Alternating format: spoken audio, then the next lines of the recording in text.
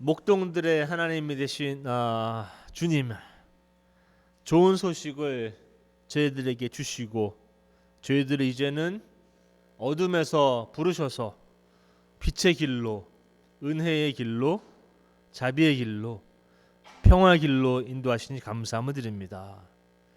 저희가 그 평화의 길, 그 자비의 길, 기쁨과 소망의 길 가는데 주님과 함께 가도록 도와주시옵소서. 예수님 이름으로 기도합니다. 아멘. 예, 오늘은 크리스마스라 시간이 많이 지났죠. 제가 이번 주에 나온 기사를 한번 보니까 뉴욕 타임스인가요? 거기 별걸 다 조사하더라고요. 목사님들이 설교를 얼마나 오래 하는가. 뭐 이런 기사가 나왔어요. 평균이 나왔습니다. 평균이 얼마일 것 같으세요? 평균? 30분? 20분? 1시간? 이게 사실상 좀 저기 종파마다 틀려요. 가장 짧은 곳은 캐톨릭입니다. 혹시 제 설교가 길다고 생각하시는 분들은 캐톨릭 교회 한번 가셔야 될 거예요. 캐톨릭은 평균이 한 14분이랍니다. 저도 가끔 그런 거 볼 기회가 있고 유튜브로 이제 미사나 이런 거 가끔 볼 기회가 있으면 시간을 재요. 신부님들이 얼마큼 설교를 빨리 하나. 근데 제가 아마 배강절 그 염수정 추기경님 하시는 거 한번 봤는데 정말로 14분 정도 걸려요. 야, 진짜 어떻게 14분 안에 저렇게 다 하실까? 대단하시다. 근데 미국 평균은 한 37분이랍니다. 37분이고 이제 커다란 교회들 이제 좀 많이 아시는 분들은 보통 한 50분에서 1시간 하십니다. 그러니까는 저는 거기에 좀 못 미치지만 제가 오늘 지금 11시 53분인데 저도 한 15분에 맞춰보려도록 한번 해보겠습니다. 또 나 식사하셔야 되는데 제가 또 너무 오래 홀드하고 있으면 여러분들 점심 너무 맛있게 드실까봐 오늘 사실상 제가 뭐 15분 할 것도 없습니다. 지금 뭐 스킷도 하고 찬양도 부르고 거기 다 들어가 있어요. 오늘 제가 보니까 다 들어가 있습니다. 제가 조금 걱정이 돼서 좀만 더 하겠습니다. 그리고 오늘 이제 제목이 이렇습니다. 한번 얘기해 볼까요? 신뢰? 제목이 뭐죠? 말도 안 되는 계획. 말도 안 되는 계획. 다음 페이지 한번 주십시오.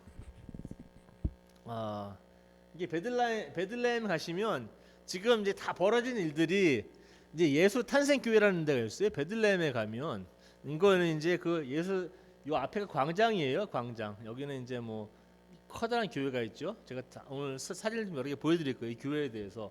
그러면 이제 베들레헴에 가실 나중에 꼭 가 보십시오. 가실 분들 너무 좋아요.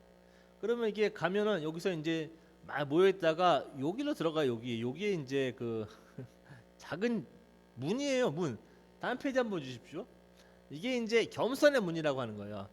보시면 사람이 알겠지만 사람이 한 이렇게 서 있어요. 이렇게 들어가요. 우리 온성이만 빼고는 다 수비로 들어가야 됩니다. 우리 뭐 지안이나 준이는 막 들어가겠지만 여러분들 들어가시려면 다 이렇게 수비로 들어가셔야 돼요. 그래서 겸손의 문이라 그래요. 이 문을 딱 들어가시면 교회 양쪽에 기둥들이 쫙 있습니다. 다음 페이지 한번 주십시오. 이렇게 기둥들이 쫙 다 있어요. 이런 식으로 기둥들이 딱 있습니다. 이게 내부예요. 그리고 가끔 가서 여기서 이제 예배도 드리시고 뭐 그러십니다. 여기는 신부님이 없어요. 제가 알려드릴게요. 왜 그런지. 요즘 예루살렘에 가면 성지에 가면 특이하게 많아요. 여기에 보시면 여기 뭔지 보이십니까? 여기에 이게 마루를 이제 마루에 문이 있어요. 열었다 닫았다 하는 것 같아요. 근데 이 교회가 굉장히 오래된 교회예요. 이 교회가 사실상 그 여러분들 아시겠지만 콘스탄틴 황제라고 들어보셨죠? 콘스탄틴 황제면 밀라노 칙령 그게 300년 뭐 303년 313년 막 그렇게 얘기하는데 그분의 어머니가 계십니다. 헬레나라고. 여왕이죠, 쉽게 얘기하면. 그 이제 헬레나 어머니가 예루살렘을 방문합니다. 이스라엘. 그러면서 예수님이 태어나신 곳을 찾아요. 그 찾기가 어렵습니다. 왜냐하면 태어나신 지는 벌써 300년이 지났어요. 어떻게 찾았겠습니까? 이게 그 로마의 황제 그 전에 그 헤이드리안 황제라는 사람이 있었는데 이 사람이 기독교를 말살시키고자 기독교 성지를 전부 다 없애버리기 시작합니다. 그러다 보니까 예루살렘과는 베들레헴에서 예수님이 태어난 장소 위에다가 그 신전을 지어요. 뭐 에프로다이트 막 이런 거 있지 않습니까? 로마 신전 그런 거 지어버립니다. 이거 숨기기 위해서.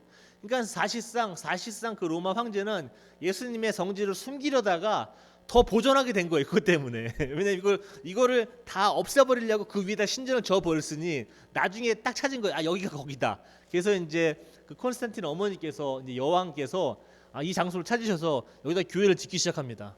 그게 300 한 30 몇 년 돼요. 그 뭐 중간에 뭐 파괴도 되고 다시 짓고 막 그랬어요.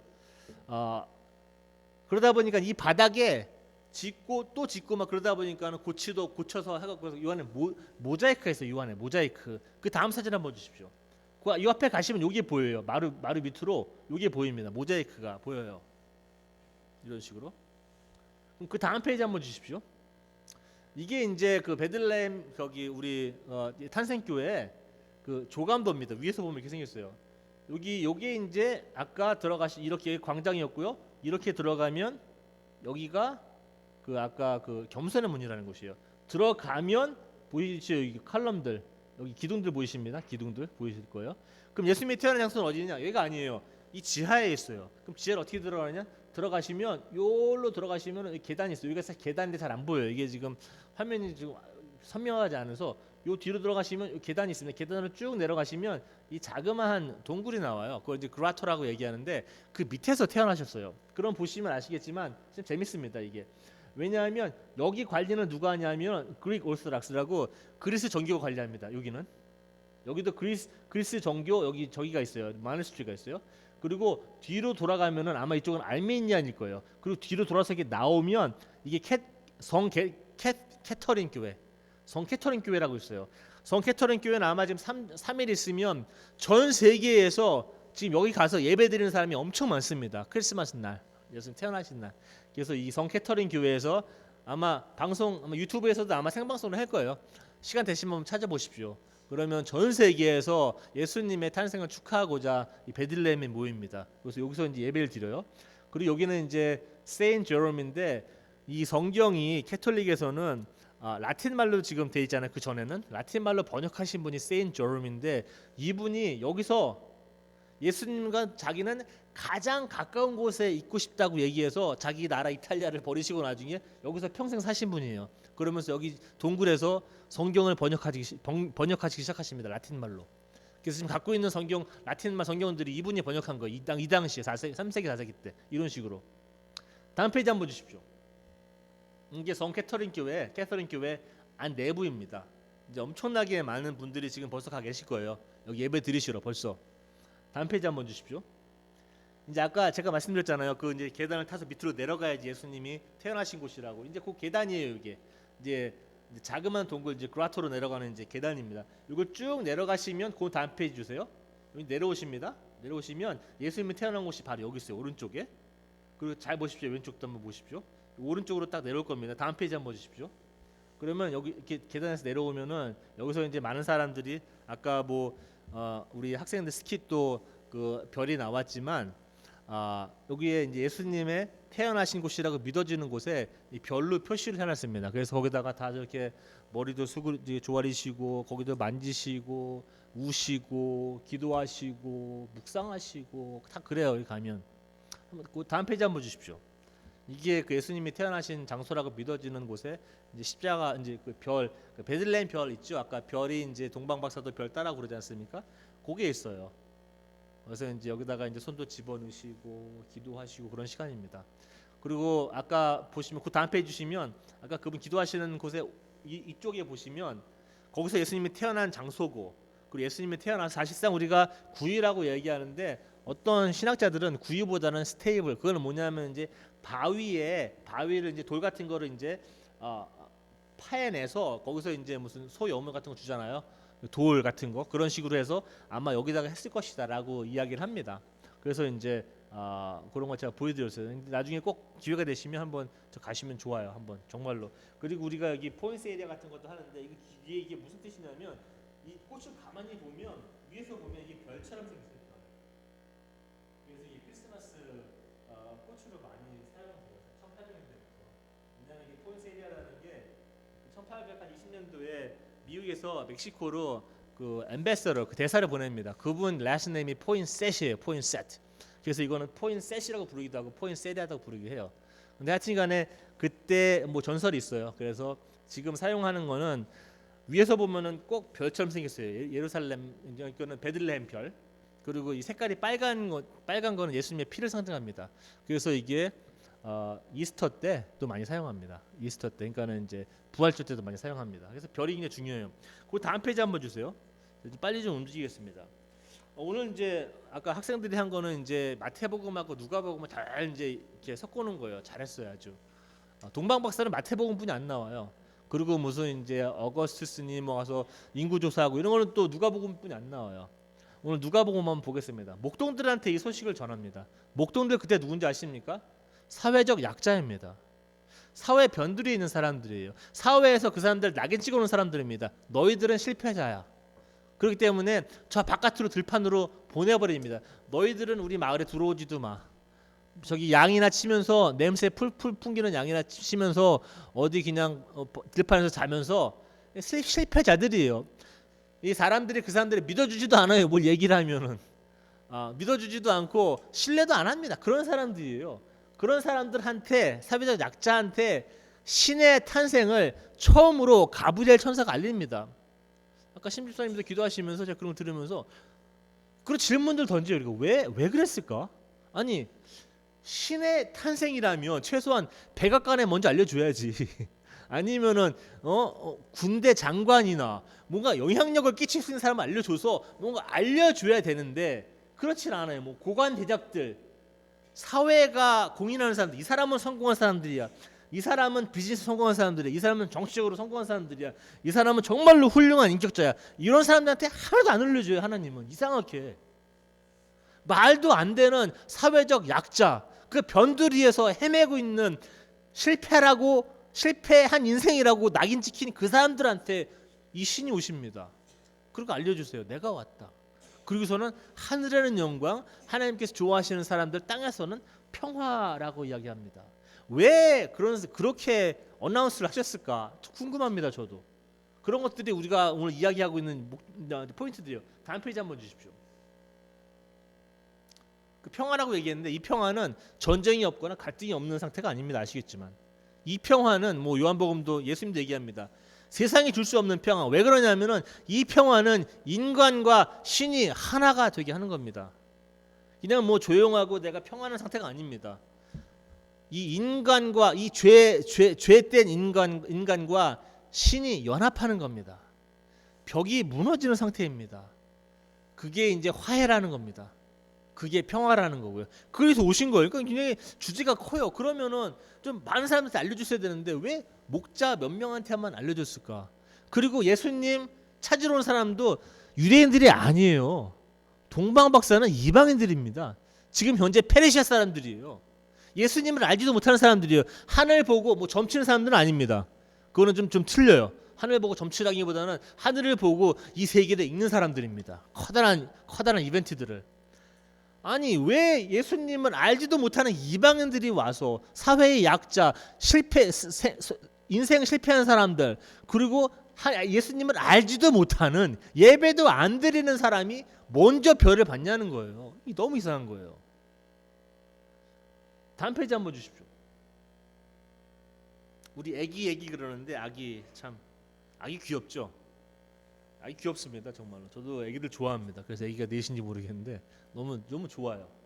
준이 보면 좋고 막 그냥 여기 막 꼬집고 싶고 막 지안이도 이렇게 어저께도 박교수님하고 얘기하면서 언제쯤 내려오냐고 좀 물어봤는데 좀 뭐 오신다고 한번 하긴 했는데 하여튼지간에 뭐 제가 애기를 가만 안 놔두는 성격입니다. 너무 좋아요. 왜 신은 인간에게 아주 이 작고 연약한 뭐 툭 치면 터질 것 같은 이런 작고 연약한 아기를 인간에게 보내시면서 도대체 그 머릿속에 무슨 생각을 하시는 건가 궁금해요. 하나님께서 세상을 구원하시겠다면은 최소한 나라면 이런 계획을 세워서 합리적인 계획을 세워서 갔을 텐데 무슨 아기를 보내냐 이런 생각을 합니다. 그리고 아주 작은 아기예요. 하나님이 깜빡 뭐 실수하신 거 없나? 그때 왜 그랬지? 이게 왜 그런 걸까? 사실 인간이 필요한 것은 지금도 세상이 얘기합니다. 우리가 필요한 것은 강력한 지도자입니다. 인격도 높고 어떠한 전략적인 지도자, 정치가 아니면 강력한 무슨 군대 장관, 똑똑한 경제학자, 아니면 훌륭한 교수님, 더 많은 박사님들, 왜 하필이면 정말로 한없이 연약해 보이는 이 아기를 보내셔서 이 아기가 사람을 구원한다? 우리가 지금 가지고 있는 합리적인 이 생각과 눈으로는 도대체 이해가 가지 않는 계획들입니다. 왜 이러한 아기가, 작은 아기가 인간과 신 사이에 평화를 가져다 준다는 말인가? 도대체 왜? 이 크리스마스는 질문으로 가득 차 있어요. 저한테는 왜 아기일까? 다음 페이지 한번 주십시오. 이 말을 이제 녹동들 다 듣습니다. 천사들한테, 가브리엘한테. 그러면서 가서 얘기를 합니다. 그러면서 엄마들은 자기 자녀들에 대해서 뭔가 이야기하면은 이제 끝까지 간직하는 그 마음들이 있어요. 하나님 주신 것 같아요. 우리 어머니도 우리 저 날 때 이제 뭐 누가 뭐 어디 뭐 목사님이 오셔서 하신 말씀들을 지금도 기억하세요.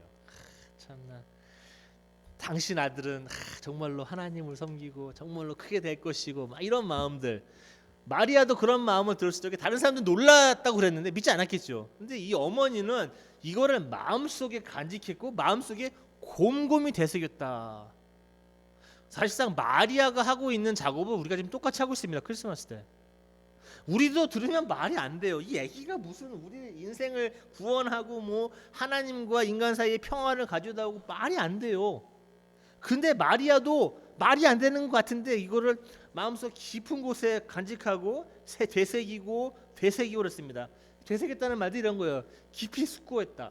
마음 깊은 곳에 두고 생각하고 또 생각했다. 곱씹었다. 이해하기 위해서, 알아듣기 위해서. 이 작고 연약하고 정말 혼자는 아무것도 할 수 없는 뭐 애기가 태어나면 뭘 혼자 할 수 있겠습니까? 우는 거 빼고 뭐 기저귀 바꿔줘야 되죠, 목욕시켜줘야 되죠, 밥 끼니 때마다 먹여줘야 되죠, 엉가면 또 바꿔줘야 되죠, 뭐 울면 재워주고 달래야 되죠. 밤에 어머니들 잠 못 자는 거 우리 아버지들은 몰라요. 그때 그냥 아버지는 쿨쿨 잠만 자지. 그 와이프가 일어나서 이제 피곤해하면 왜 잠 못 잤어? 우리 애기하고 같이 이제 고생한 거 생각 안 하고 이래요. 이렇습니다. 아무것도 할 수 없어요. 애기들은 혼자. 도대체 근데 이 아기가 어떻게 하나님의 사람이 될 수 있을 것인가라고 마리아도 많은 고민을 했을 거예요.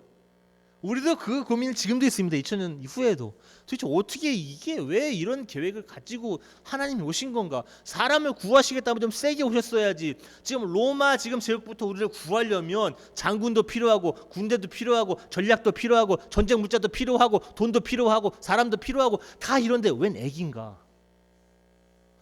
말이 안 돼. 이런 계획들이 정말로 내가 볼 때는 좀 생뚱맞아요. 그런 생각을 마리아는 가졌고 고민했습니다. 그래도 하나님의 뜻이 이루어지겠거니. 다음 페이지 한번 주십시오. 그래서 하나님의 계획이 도대체 무엇인가라고 한번 생각해 봅니다. 이 작은 아이는 지금 우리가 이제 뒤로 돌아 한번 생각해 보지만 이 작은 아이는 뭐 혼자 태어나서 기쁘게 살려고 온 아이가 아닙니다. 여러분들 아시겠지만 이 아이는 죽기 위해서 태어난 아기입니다. 이 아기는 섬기기 위해서 태어난 아기입니다. 이 아기는 여러분과 저에게 생명을 주기 위해서 태어난 아기 신입니다. 하나님께서는 나에게 인간의 눈으로 볼 때, 합리적인 이성적인 눈으로 볼 때 도저히 말이 안 되는 일을 하시겠다고 얘기하세요. 그리고 그 계획을 믿으라고 이야기하십니다. 신뢰해라, 믿어라, 그리고 인내와 용기를 좀 기다려라. 다음 페이지 한번 주십시오. 이게 인내라는 게 어렵습니다.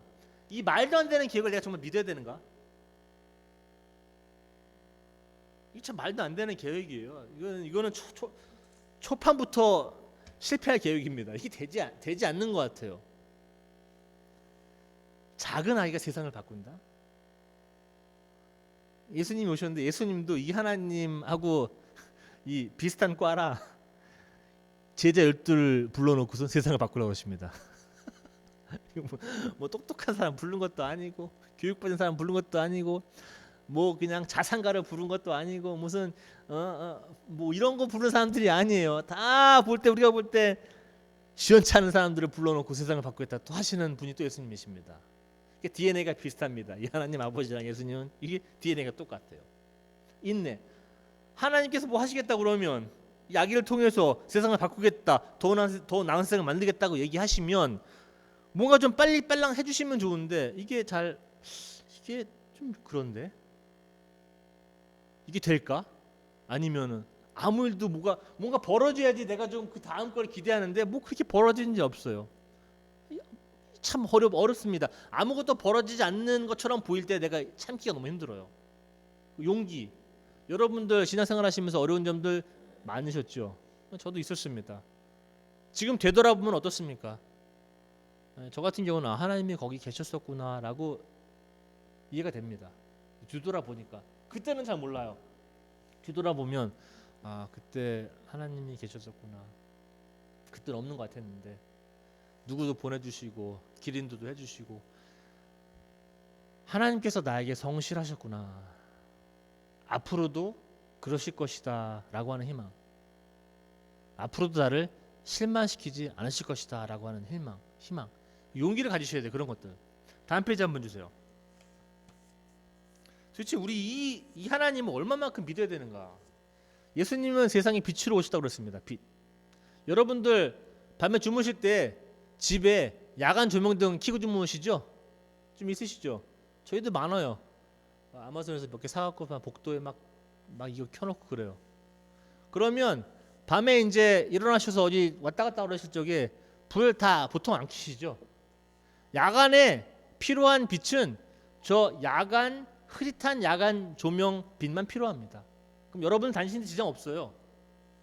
제가 볼 때는 오늘 크리스마스가 꼭 저런 역할을 하는 것 같아요. 우리가 다는 정확하게 보이지 않아요. 근데 저만큼은 보여요. 저 야간 조명등을 켜놓고 내가 움직일 수 있는 만큼 보여요. 하나님께서 내가 계획이 있다. 이게 조금 네가 전체는 다 보지 못해도 말이 안 되는 것 같아도 이론적으로 이성적으로 네가 판단을 해서 이게 안 되는 것 같아도 좀 엉뚱해 보여도 내 계획이 있다. 너는 이 야간 등 작은 등빛 뭐 흐릿한 불빛이지만 이거 보고 따라와라. 크리스마스는 그런 작은 그 가이딩 라이트를 합니다. 우리의 길을 안내해 주는 역할을 합니다. 그래서 다음 페이지 한번 주시면 오늘 이제 메시지를 맺을 텐데 하나님께서 이 세상을 향해서 사람을 구하겠다라고 하는 커다란 계획이 있으셨어요. 그거는 저도 이해합니다. 그런데 그 커다란 계획도 있으시지만 오늘 21세기에 지금 2019년도 예수님이 태어나시고 돌아가신 지 뭐 2000년이 넘었죠. 그러면 나를 향한 작은 계획도 있습니다. 그러면 뭐 세상을 구하는 거창한 계획은 아니더라도 여러분들을 향한 하나님의 좋은 작은 계획들이 있습니다. 그게 작은 아기 같은 모습일지라도 굉장히 연약해 보이고 이거는 말이 안 되고 좀 엉뚱해 보이는 계획들 있을 수도 있어요. 뭐 하나님이 이거 해주시겠다고 했는데 아니면 하나님께 이런 관계를 만들고 싶고 아니면은 뭐 이렇게 있는데 그런 것들이 잘 진행이 안 돼요. 믿을 수 있을까? 내가 하나님 신뢰할 수 있을까? 정말 하나님이 정말로 신뢰할 만한 대상인가? 하나님께서 나를 향한 계획들이 조금 엉뚱해 보이기도 해요. 어느 때 보면은 아니면은 좀 말도 안 되고 이성적으로 저 이해도 안 되고 지금은 아무 일도 벌어지지 않는 것 같고 하나님께서는 오래전에 작은 아기를 통해서 이런 예수님을 통해서 우리 인류에게 보내셔서 우리에게 그 희망의 메시지, 자비의 메시지, 형제애의 메시지, 무슨 연민의 메시지 이런 걸 많이 보내주셨습니다. 그 똑같은 하나님이 우리 지금도 2019년 우리 가너에도 캐리에도 랄리에도 어디 이 지금 현재 상황에도 이 똑같은 하나님이 우리를 향한 좋은 계획들 우리가 볼 때는 좀 이상한 계획들 좀 이건 좀 아닌 것 같은데 라고 하는 계획들도 하나님께서는 능히 이루신다고 믿습니다. 우리 아가페 교회도 아까 심사님 또 기도하시는데 하나님께서 다시 부흥할 수 있는 기회를 주십시오. 현실의 눈을 보면 참 어렵습니다. 저희 교회 위치상 너무 어렵습니다. 우리 인간의 눈으로 볼 때는 참 어려운 게 많아요.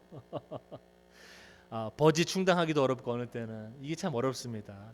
학생회도 저희 아들하고 유집사님 아들하고 우리 뭐 이제 몇 명 끝이에요. 뭐 더 많이 와서 뭐 할 수도 없어요. 이게 참 인간의 눈으로 보면은 이게 참 어렵다. 하나님께서는 말씀하십니다. 내가 작은 아기를 보내서 세상을 구원할 계획, 그 미친 생각, 말도 안 되는 계획, 내가 이루겠다 신뢰하라는 것처럼 오늘도 저희를 향한 저희 개인적인 어떠한 삶을 향한 아니면 저희 교회를 향한 그러한 계획들 인간으로 볼 때 이거 참 안 되는 거 아닌가라고 하는 계획들 하나님께서 내가 이룬다. 말도 안 되지만 좀만 참아라. 인내해라. 용기를 가져라. 내가 너에게 성실했듯이 앞으로도 나는 너에게 성실할 것이다. 그 말씀 여러분 그게 크리스마스의 나름대로 오늘 메시지 같습니다. 저한테는. 그래서 뭐 거창하게 나가지 않고 이 말도 안 되는 계획이 하나님 앞에서는 이루어진다는 것. 그게 여러분 계획도 그렇고 우리 교회가 갖고 있는 계획도 마찬가지입니다. 그런 것들 우리 이루시는 데 있어서 하나님 더 신뢰하시고 인내하시고 용기 내서 조금 더 믿으시기를 제가 좀 부탁드립니다.